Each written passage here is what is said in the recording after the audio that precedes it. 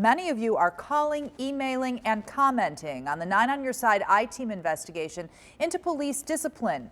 We have spent the last 6 months investigating allegations of officer misconduct. Our investigation focuses on how local police departments respond when their own officers are accused of wrongdoing. Chief Investigator Craig Cheatham is here with part 1 of our series. Craig. Kristen, the I-Team has investigated more than 2,000 incidents involving hundreds of police and corrections officers from 40 local police departments.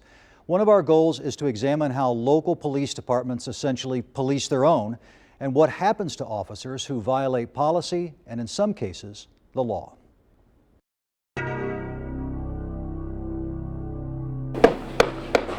Michael Holloway has worked hard to hide his pain. I took 3 or 4 days off work after it happened. Holloway says the chronic pain in his injured arm and spine got worse soon after he arrived at the Middletown jail in February of last year.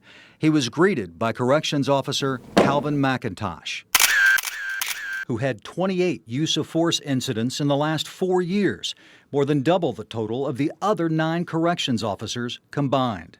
He said, I am the effing law. Holloway would become number 29.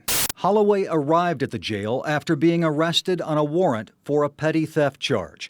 On the video, you can see Mcintosh's hand near Holloway's injured neck, his other hand pulling back on Holloway's shirt. Holloway says it was extremely painful. It's not right. That was BS that I went through.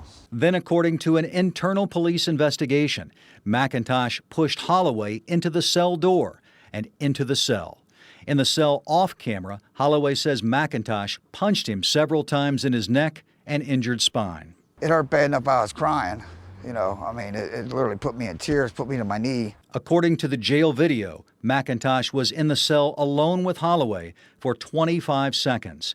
When he left, Mcintosh slammed the door so hard it bounced back. I'm thinking if I do anything at that time, my life's in danger. A Middletown police internal investigation concluded Holloway never resisted Mcintosh, was no threat to the officer, and that Mcintosh used unreasonable force.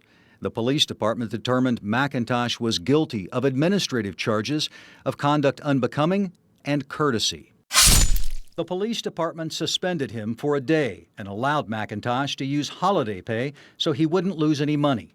The year before, he was also reprimanded for his use of force. It's an outrage. What he did, he should have been charged with an assault with intent, because he did everything he could to make sure that I was in pain and make sure that I was hurting. How do local police departments respond when their own officers are found to have violated department policy or, in some cases, the law? To answer that question, the 9 on Your Side I-Team has spent months examining internal police records we requested and obtained from 40 police departments serving the tri-state, focusing on law enforcement incidents in 7 Ohio and Kentucky counties. The I-Team discovered that not a single officer found to have used excessive force was charged or fired. In this incident at the Hamilton County Justice Center, the only use of force considered excessive was this roundhouse punch. The I-Team's investigation also found that theft, domestic violence, and assault allegations made against local police officers by their own departments were forwarded to the Hamilton County Prosecutor's Office, but no charges were filed. In one case, an officer was allowed to retire instead of facing criminal charges. As the I-Team first reported in May, Hamilton County Corrections Officer Jason Mize pushed a 61-year-old inmate headfirst into a concrete block wall a year ago, left him moaning in pain, then flung the cell door so hard it didn't close. An internal investigation found the inmate was bleeding profusely and had a broken hip. He was facing termination. It never happened because he resigned. The sheriff's office referred that case to the Office of Hamilton County Prosecutor Joe Dieters, which declined to present it to a grand jury.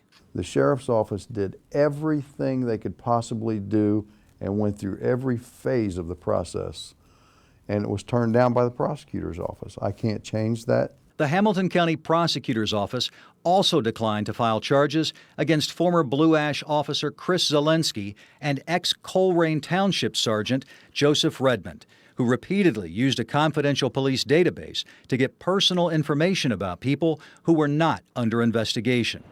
Prosecutors in Ohio and other states have filed felony charges against officers who violate that trust. But the Hamilton County Prosecutor's Office declined to file charges against both officers, who were forced to resign. Redmond was an adjunct instructor at the Butler Tech Police Academy, but he resigned last week after the I-Team contacted him about this story. Back in Middletown, the I-Team showed up at a recent city council meeting after Police Chief Rodney Muterspaw and City Manager Doug Adkins canceled an on-camera interview with us. The chief wasn't there, so we approached Adkins during a break. Why did you back out of the interview? We're not going to do this tonight. I'm not sleeping. Michael Holloway says the city of Middletown and its police department have not been held accountable for the way he was treated in jail, even denying him a copy of the investigation and how they responded to it. There is supposed to be something in line that police is the police, but it's not working. 1 month after the incident with Michael Holloway, former Middletown Corrections Officer Calvin Mcintosh got a pay raise for his, quote, continuing good performance. 5 weeks later, in April of last year, Mcintosh resigned. Mcintosh, former Blue Ash officer Chris Zelensky, and ex-Hamilton County Corrections Officer Jason Mize did not respond to requests for comment. Former Colerain Township Sergeant Joe Redmond told me he made mistakes and doesn't plan to be an officer again. The Hamilton County Prosecutor's Office declined to provide comments on the case mentioned in this report.